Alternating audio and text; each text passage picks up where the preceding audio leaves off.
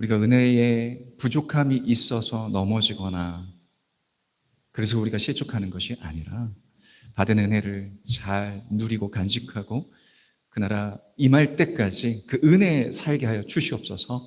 온 하나의 결단이 그것으로부터 시작되어지는 귀한 누림과 뿌림과 심는 우리들의 시간 되게 하여 주시옵소서. 오늘도 이 예배 속에 임재하실 주님의 권능과 주님의 말씀과 주님의 은혜를 사모합니다. 감사드리며 예수님의 이름으로 기도합니다. 아멘. 예, 이 새해 첫 예배를 특히 오늘 본문 성경 말씀 중에서도 가장 빛나는 말씀 중에 하나라고 일컬어지고 있습니다. 그리스도의 찬가라고도 얘기합니다. 오늘 본문을 새해 첫 예배를 통해서 함께 나눌 수 있게 되어져서 더 의미가 있는 것 같습니다. 지난 시간 우리 빌립보서 말씀을 통해서 바울의 권면을 들었습니다. 겸손과 하나됨의 가치, 이 높은 가치를 우리에게 제시해 주셨어요.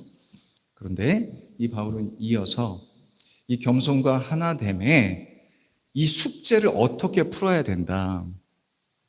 우리에게 그것을 강론화해서 얘기하기보다 누구를 바라봐야 된다라는 해답을 줍니다. 그게 바로 바라봐야 될 대상, 예수 그리스도, 우리의 가장 높은 가치의 롤 모델로 제시하고 계신 거죠. 5절을 우리가 보면서 한번 너희 안에 이 마음을 품어라 곧 그리스도 예수의 마음이니 그 마음을 품고 우리 안에 간직함으로 우리의 겸손과 하나됨의 롤모델 삼으라는 이야기인 거죠. 품으라는 동사에 우리가 주목할 필요가 있습니다. 정서적으로 따뜻하게 느껴지죠. 품어라. 그런데 이 품으라는 이 동사 자체가 무게감이 있는 명령이기도 합니다. 우리의 의지와 선택의 가치관을, 우리의 가치관과 의지 모든 것을 그분께 두어라. 개인과 우리 공동체가, 그래서 복수형 동사인데, 개인과 공동체가 이 마음을 내 안에 장착하고 정착시키는 삶을 살아라 입니다. 그래서 바울은 우리의 시선을 가장 높은 저 하늘로 안내해 줘요. 저 하늘의 시선을 고정시켜라. 그런 다음에 급격하게 그 시선을 뚝 떨어뜨립니다. 왜냐하면 예수님께서 그렇게 내려오셨거든요. 성경학자들이 이것을 하강이라는 표현을 씁니다. 하강 혹은 비하라는 이런 신학적인 용어를 쓰는데 하강. 자, 그래서 오늘 말씀을 들어가면서 이 내려오심에 대한 하강이라는 주제를 눈부신 하강의 신비라고 한번 소제목을 잡아봅니다. 역설적이죠. 내려오심을 통하여 우리가 이 조용한 내려오심이지만, 이 하강이지만 우리한테는 눈부신 복음이 되어지는 이 신비 안으로 이제 본격적으로 들어가 보겠습니다. 6절을 가볼까요? 그는 근본 하나님의 본체시나 하나님과 동등됨을 취할 것으로 여기지 아니하시고. 예수님은요, 본질 자체가 하나님이십니다. 그런데 하나님과 동등됨, 똑같아지시는 같은 본질을 유지하지 않으시고, 여기서 취할 것이라는 단어에 주목해야 되는데, 동등됨을 취할 것으로 여기지 아니하시고, 자, 여기서 취한다는 단어 자체가 헬라어 원문으로 보면은요, 움켜쥐다, 자기의 기득권을 가져가다, 기득권을 유지하다, 이런 뉘앙스로 우리가 받아들여져요.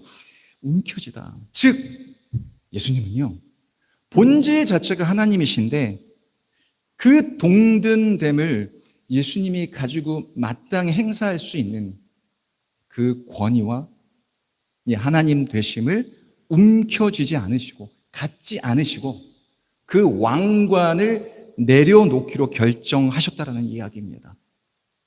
그래서요, 우리 7절을 가보겠습니다. 오히려 자기를 비워 종의 형체를 가지사 사람들과 같이 되셨다라고요. 먼저 제가 비워라는 것에 강조점을 둔 이유가 있습니다. 오히려 자기를 비워, 여기서 이제 비운다라는 이 단어가 케노시스예요.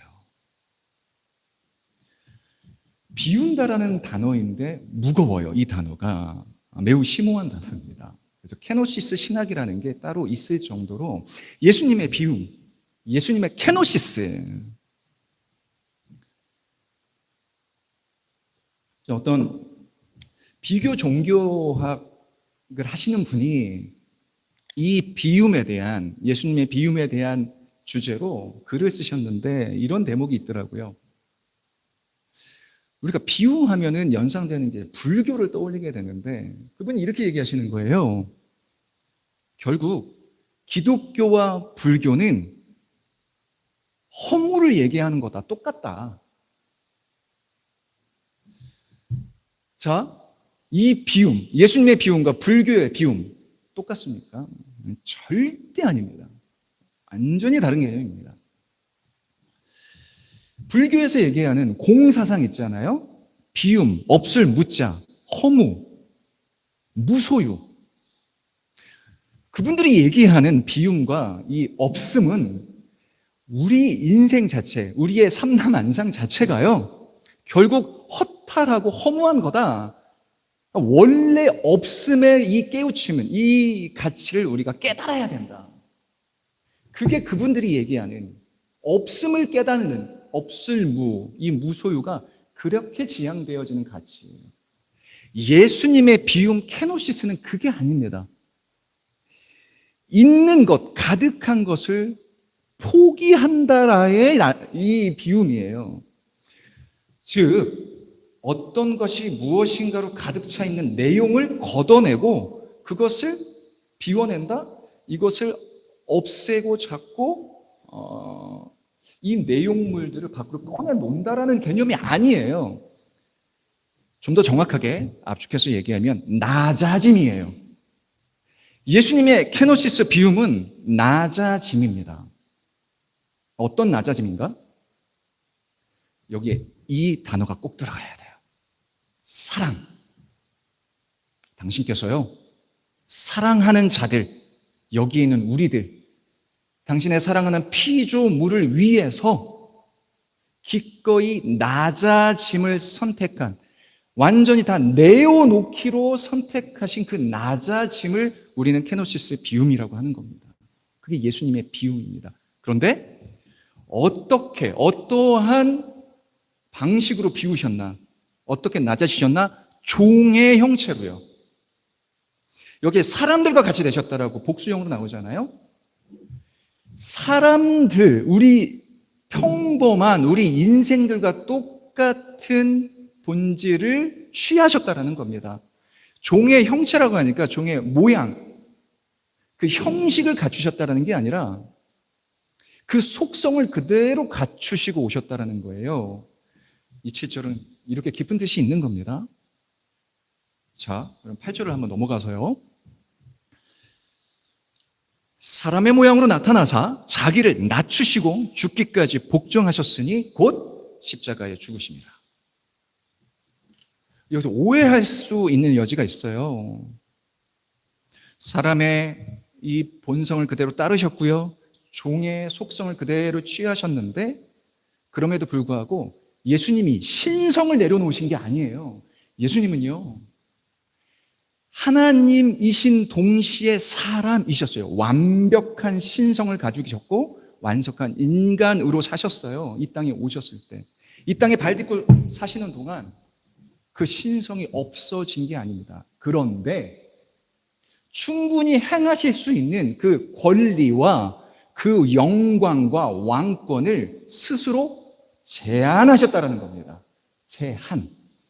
스스로 그것을, 그 권리를 내려놓으셨다는 거예요. 그 낮아짐이에요.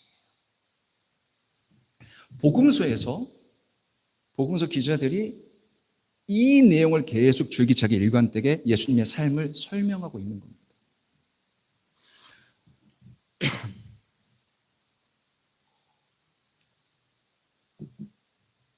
자, 우리 그렇게 해서 6절에서 8절까지 우리가 핵심만 보았지만요, 주님의 낮아짐, 케노시스의 비움으로부터 여기서 나온 십자가의 과정까지를 우리가 단계별로 한번 짚어가 보죠. 첫째, 예수님은 그 높은 곳으로부터 하강하셨습니다. 그래서 사람의 본성을 취하셨습니다. 둘째, 사람의 본성을 취하셨을 뿐만 아니라 심지어 종의 속성까지 가셨습니다. 종의 속성으로 섬기시기를 작정하셨습니다. 세 번째, 거기서 멈추지 않으시고요. 죄송합니다.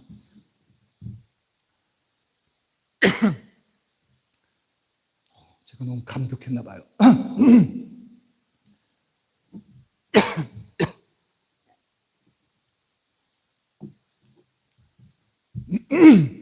세 번째로 갔죠. 종으로까지 가셨는데 거기서 더 밑으로 심지어 재물까지 내려가는 하강이셨어요. 인류 역사상 가장 극악무도하다고 평가되어지는 십자가의 재물까지. 그러니까요, 이 하강의 내려감. 이 케노시스의 비움이 어디까지 내려가요? 낮아질 것이 없는 그곳까지. 더 이상 비워내고 낮출 수 없는 그 지점까지, 극단까지 내려가신 겁니다. 그 설명을 하고 있는 겁니다. 그런데 8절에서 끝나지 않죠. 극적인 반전이 일어납니다. 9절입니다. 자, 이러므로 하나님이 그를 지극히 높여 모든 이름 위에 뛰어난 이름을 주사. 이러므로 앞에 있는 내용을 다 포괄합니다. 그렇게 하심으로 주님께서 이 하강하시고 비워내시고 낮아지셔서 그 십자가까지 실제의 삶을 살아내시고 그 일을 행하심으로 하나님이 그를 지극히 높여 8절까지는 하강입니다. 그런데 이거를 쑥 다시 올리셨다며 지극히 높여 부활이라는 단어를 우리가 떠올려야 됩니다. 역전승, 완벽하게 죽으셨는데 생물학적으로 완벽하게 죽으셨어요. 완벽하게 죽으신 분이 완전하게 살아나셨습니다. 완벽하게 살아나신 부활, 이 부활의 승리의 선포가 하나님이 그를 지극히 높이시는 원래 자리로 복귀시켜 주신, 그래서 모든 이름 위에 뛰어난 이름을 주사. 이름이라는 건 권위의 상징입니다. 그 권위의 상징으로서 예수님은 어떠한 이름이신가요? 모든 이름 위에 뛰어난 이름, 가장 최상의 권위, 가장 최상의 권위와 통치권을 그에게 주심으로 모든 피조물이 그 아래 무릎 꿇게 하실 만큼의 권위를 부여하신 겁니다. 10절 갑니다.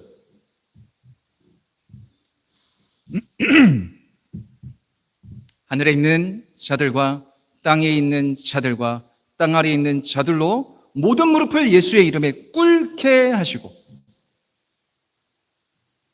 이 권위를 주심에 대한 신약 성경에 여러 근거들이 있어요. 그중에 가장 대표적인 거는 마태복음 28장 18절, 하늘과 땅의 모든 권세를 나에게 주셨다라고 예수님께서 직접 부활하신 다음에 제자들에게 얘기하셨어요. 그 권세를 받은 분이 하늘에 있는 자들과 땅에 있는 자들과 땅 아래에 있는 자들로 결국 모든 무릎을 예수의 이름 안에 굴복시키게 하십니다. 자, 예수님의 하강은 눈부시고 아름답고 아무도 알아챌 수 없는 이 땅의 오심의 역사로 이루어졌는데, 이분이 하늘로 다시 올라가셔서 그 권위를 다시 획득하시고 통치자로서 계신 이 장엄한 광경은 굳이 해석과 우리가 해설을 통해서 바라볼 것이 아니라, 이건 한번 이 은혜를 우리가 누리고 받음으로 감동했으면 합니다. 마틴 로이드 존슨 목사님이 메시지를 전하신 내용이 가슴을 뛰게 하더라고요. 그래서 이 내용을 한번 소개해 드림으로 우리가 감동을 한번 같이 공유했으면 합니다. 이 선포를 한번 귀 기울여 주십시오. 그분은 부활의 아침, 죽음이라는 감옥의 빗장을 부수고 나오셨습니다. 이제 더 이상 십자가에 무기력하게 매달린 예수를 보지 마십시오. 모든 권세를 회복하고 영광 중에 통치하시는 하나님을 보십시오.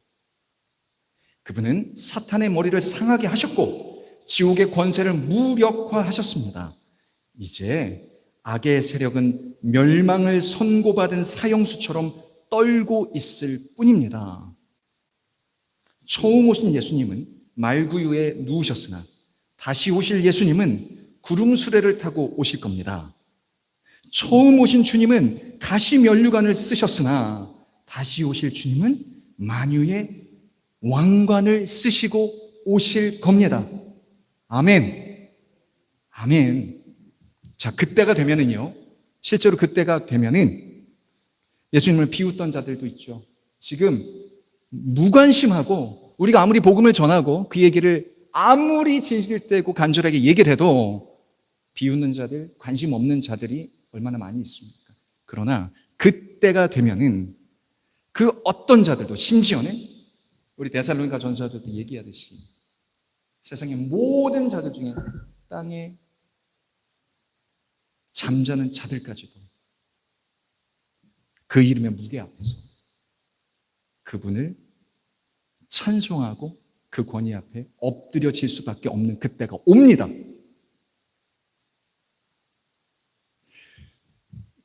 주님께서 오셨던 처음의 하강은 우리가 알아챌 수 없는, 인간들이 알아챌 수 없는 조용한 하강이셨지만, 다시 오셨을 때의 그 하강은요, 퍼레이드, 파루시아,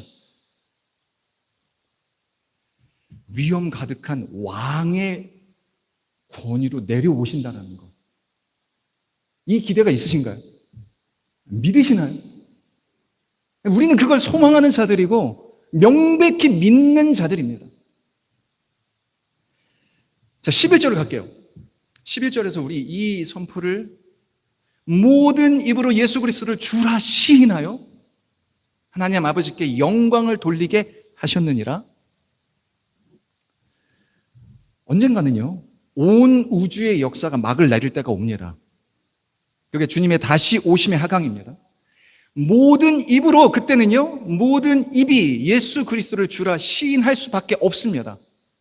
반드시 그렇게 될 수밖에 없는, 그래서 우리가 이 복음을 전하고 우리가 이 내용을 자신에게 선포해야 될 이유가 그때가 반드시 오기 때문에, 분명히 그때가 되면은 그들이 굴복하여 어쩔 수 없죠. 명백하게 우리는 그게 보이게 될 그 퍼레이드, 그 파루시아, 예수님께서 다시 영광 중에 구름 타시고 오시는, 그렇게 오신다고 하셨으니 반드시 오시는, 우리는 그것을 믿고 전하는 자들인데, 그때 이 광경 속에서 세상의 모든 입이 있는 피조물들이 그 예수님을 맞이하는 이 놀라운 광경이 앞으로 펼쳐지는 게 맞다면 그중에 우리가 있을 거 아닙니까?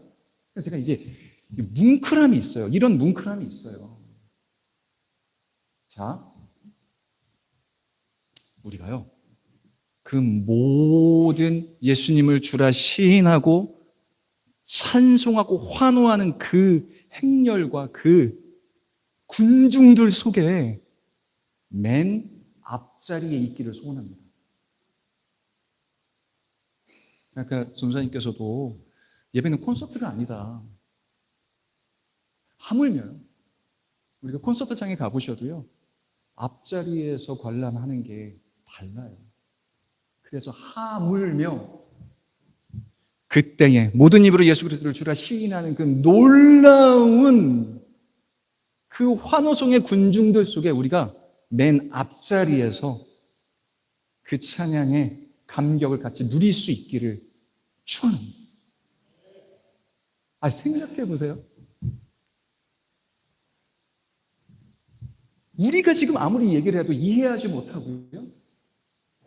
무슨 판타지 같은 얘기로 이 얘기를 듣는 사람들 속에 우리는 이 정보, 이 내용, 이 사실들을 알고 믿고 누리는 자들입니다. 그렇지 않습니까?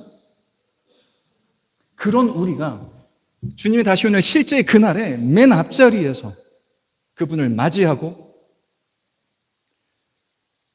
내가 무슨 자격이 있어서 내가 이렇게 이 자리에서 그 주님을 맞이하는가. 이 뭉클한 감격을 함께 누리셨으면 합니다. 그런데 정말 무슨 자격 때문에 우리가 그래요? 단지 그거 하나예요. 이유는 알 수 없지만 은혜로 우리를 세상 사람들 중에서 불러주셔서 이 특권을 누리게 하신 겁니다. 그게 은혜입니다. 그게 은혜입니다.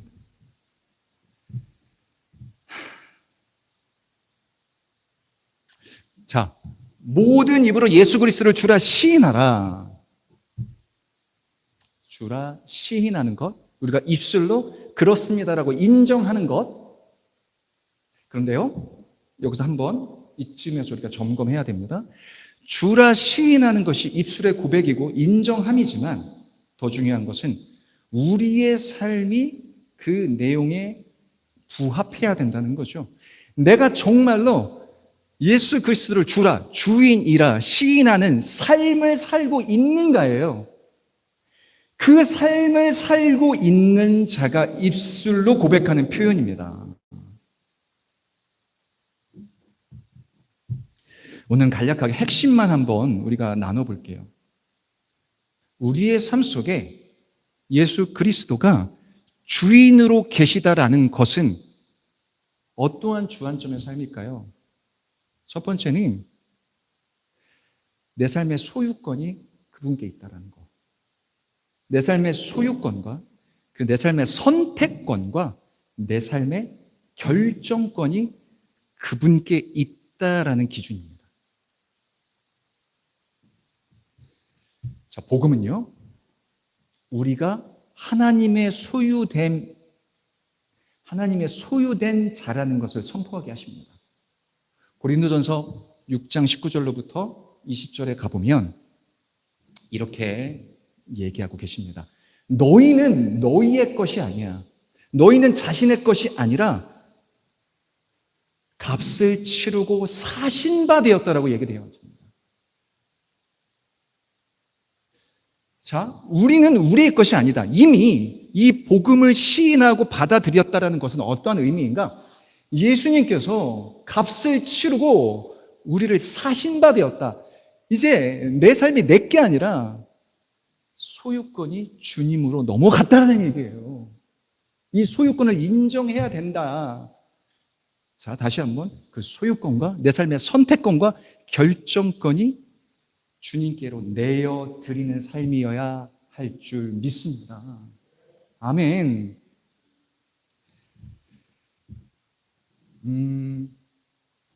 제 동료 목사님께서 알려주신 이야기인데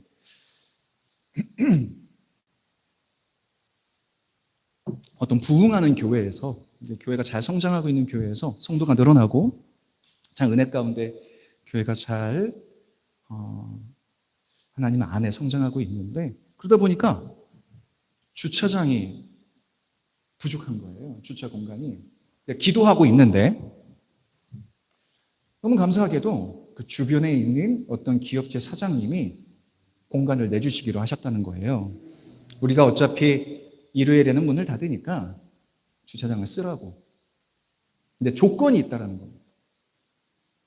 1년 내내 쓰는데 1년 중에 한 주만큼은 임대료를 내라고 했대요.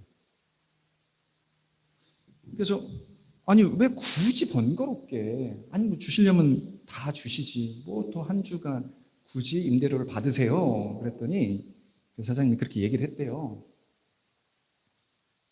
그래야 누가 주인인 줄 알죠.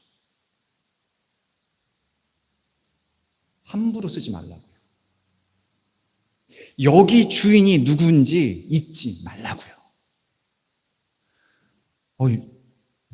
의미 있는 얘기 아닙니까? 우리의 삶과 대입해 보면 호의가 계속되면 권리가 된다는 이야기가 있지 않습니까?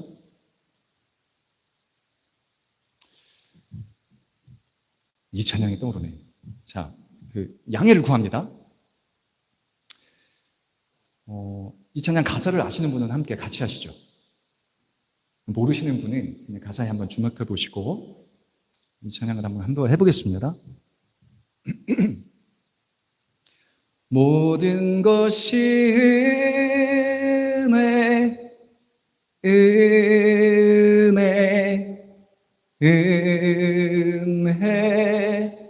한없는 은혜, 내 삶에 당연한 것 하나도 없었던 것은 모든 것이 은혜였소. 아멘. 내 삶에 당연한 것 하나도 없습니다. 나는 그 은혜를 누리고 삽니다. 우리가 이제 고백을 하죠. 입술의 시인이죠. 그런 것 같습니다. 우리가 이 은혜를 모르지 않아요. 감사하고 있어요. 그리고 이렇게 노래도 해요. 그런데 이 은혜를 당연히 여기지 않는다라고 얘기를 하면서도 막상 우리가 안정되고 평안한 일상을 살아가다 보면 정작 삶 안에서 우리가 그리스도의 주인 되심을 정말 인식하고 인정하고 살아가고 있는가? 그 의미를 좀 희석시키고 살고는 있지 않는가? 그래서 때로는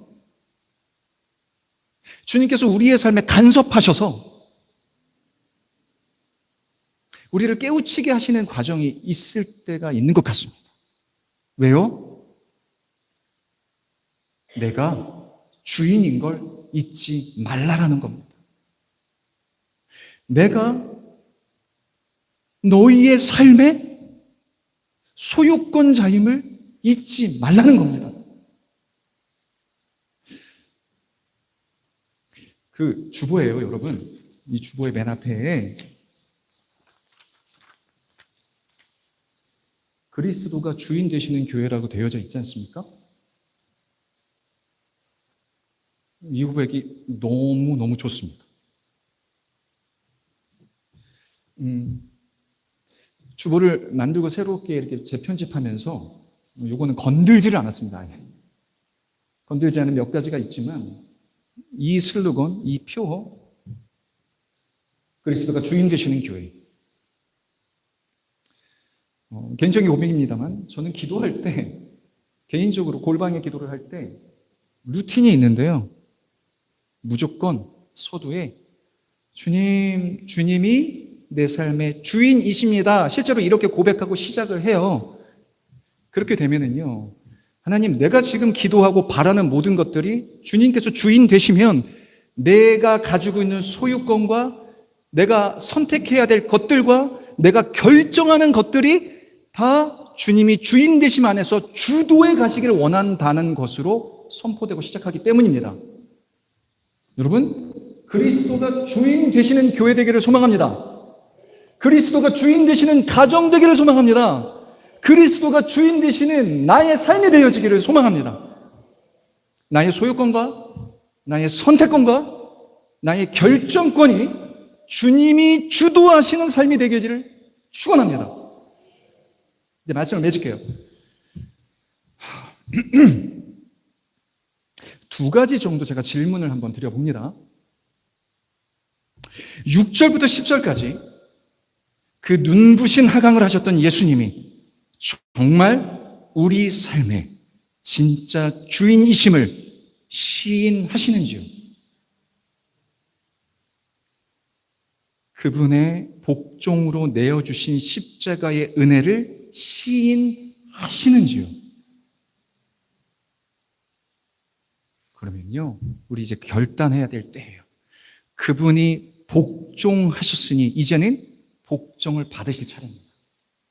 그분의 케노시스, 비워주심으로 내어주신 사랑으로 쏟아내어 주셨으니 이제는 우리도 우리의 삶의 주도권을 내어드려야 될 줄 믿습니다. 할렐루야. 아멘. 우리 새해 결단이 이 시작으로 시작되어지기를 소망합니다. 11절에서 우리가 얘기하는 시인하다, 이 단어도 가볍지 않습니다. 시인하다, 엑소몰로게요. 이 단어를 보니까요, 그냥 입으로 시인하고 인정합니다, 주님은 그리스도십니다, 이 정도의 고백이 아니에요. 공인하다, 공표하고 더 나아가 하나님을 찬양하는 선포입니다. 시인한다, 한마디 한마디 또박또박 내 삶의 주인이 예수 그리스도십니다. 자, 그래서 제안 드려요. 모든 입으로 예수 그리스도를 주라 시인하는 자들이 오늘 이 입들인 여기에 모이는 우리들인 줄 믿습니다. 그러면 어떻게 해요? 그 이유는 하나님 아버지께 영광을 돌리게 하게 한 목적, 우리 이 자리에 모인 우리 입들이, 우리 피조물, 그 대상자들이 함께 이 시인, 엑소몰로게오의 시인을 우리 공동의 기도로 마무리했으면 좋겠습니다. 한 목소리의 시인됨으로 우리 공동체가 함께하는 고백으로 기도하고 찬양하겠습니다.